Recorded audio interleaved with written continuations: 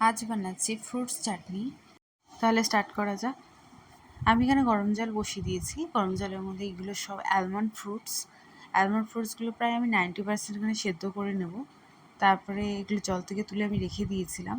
যে 10%টা হয়নি সেটা আমি এখানে কুক করব। এবার তেল নিয়ে নিয়েছি 1 পল্লি মতো। ওর মধ্যে আমি একটু গোটা মৌরি দিয়ে দিলাম।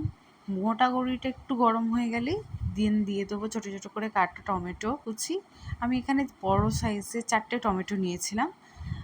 তার মধ্যে দিয়ে দিলাম আলমন্ডসগুলো, যেগুলো আমি প্রথমেই সেদ্ধ করে রেখেছিলাম। এখানে আমি 3 to 5 মিনিটস টাইম নিয়ে টমেটোটাকে ভালো করে ম্যাশ করিয়ে নেব।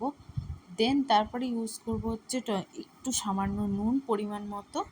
নুনের সাথে হলুদটা অ্যাড করে দিয়ে ভালো করে 2 থেকে 3 মিনিট আরও কিছুক্ষণ নাড়িয়ে নেব। এরপরে অ্যাড করব হচ্ছে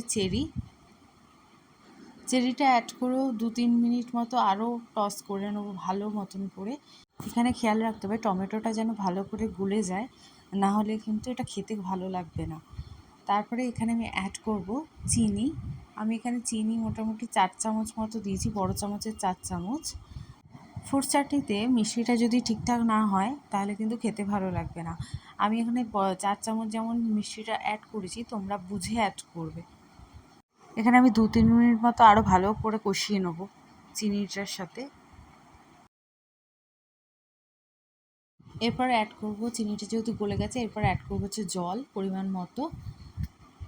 হালকা গরম হয়ে গেছে। গরম হয়ে যাওয়ার পরে আমি এখানে অ্যাড করব কাজু কিশমিশ আর কিছু পিচ ফল। এবার এটাকে ভালো করে ফুটিয়ে নেব। আমার এখানে মনে হয়েছিল চিনিটা একটু কম, আমি আরও 2 চামচ মতো চিনি অ্যাড করেছি। আমি এখানে দুটো জিনিস দেখাতে ভুলে গেছি, একটা হচ্ছে গুঁড়ো জিরে আর গন্ধরাজ লেবুর রস। এটার মধ্যে অতি অবশ্যই অ্যাড করবে, যাতে চাটনিটার টেস্ট আরও অনেক ভালো হবে। অবশ্যই তোমরা বাড়িতে ট্রাই করো আর জানিও তোমাদের খেতে কেমন লাগলো। বাই।